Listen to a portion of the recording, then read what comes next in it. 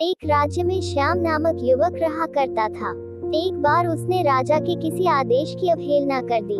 अपने आदेश की अवहेलना राजा को कतई गवारा नहीं थी। जो भी उसके आदेश की अवहेलना करता, दंड का पात्र बनता। श्याम को भी सैनिक बंदी बनाकर राजा के समक्ष ले गए। भरे दरबार में राजा ने उसे मृत्युदंड सुनाया।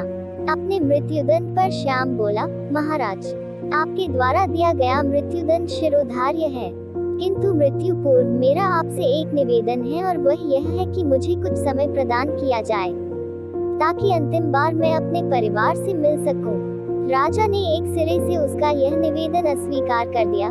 तुम पर कैसे विश्वास किया जा सकता है? यहाँ से जाने के उपरांत तुम वापस नहीं लौटे तो तुम्हारा यह निवेदन स्वीकार योग्य नहीं है।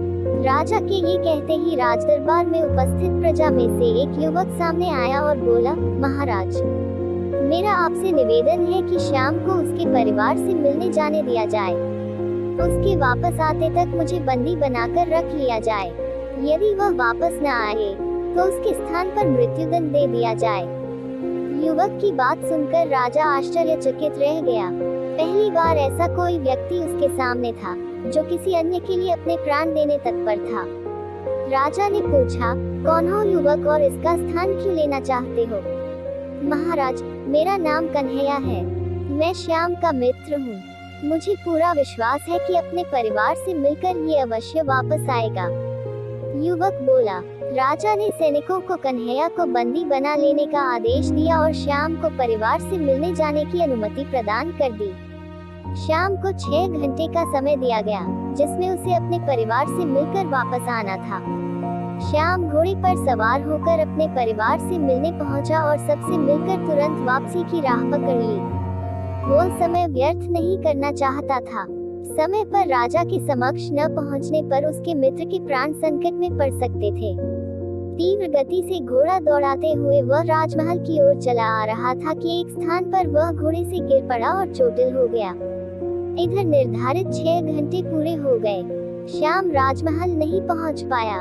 इस स्थिति में कन्हैया को मृत्युदंड के लिए तैयार किया जाने लगा।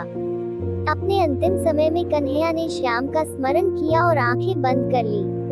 वह प्रसन्न था कि वह अपने मित्र के काम आ सका, किंतु अंतिम क्षण में श्याम राजमहल पहुंच गया। वह राजा से बोला, देरी के लिए क्षमा महाराज, मैं घोड़े से गिरने के कारण चोटिल हो गया था।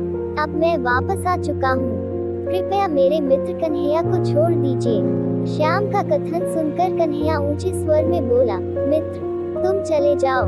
श्याम बोला, नहीं मित्र, मेरा दंड तुम कैसे भोग सकते हो और मैं तुम ऐसा करने कैसे दे सकता हूँ? मेरा दंड है, मैं ही भोगूंगा। तुमने मेरे लिए जो किया उसके लिए मैं तुम्हारी आभारी हूँ। राजा श्याम और कन्हैया की मित्रता देख बहुत प्रसन्न हुआ और बोला, ऐसी मित्रता मैंने आज तक नहीं देखी है। मैं तुम दोनों से बहुत प्रसन्न हूँ और घोषणा करता हूँ कि तुम दोनों में से किसी को भी मृत्युदंड नहीं दिया जाएगा।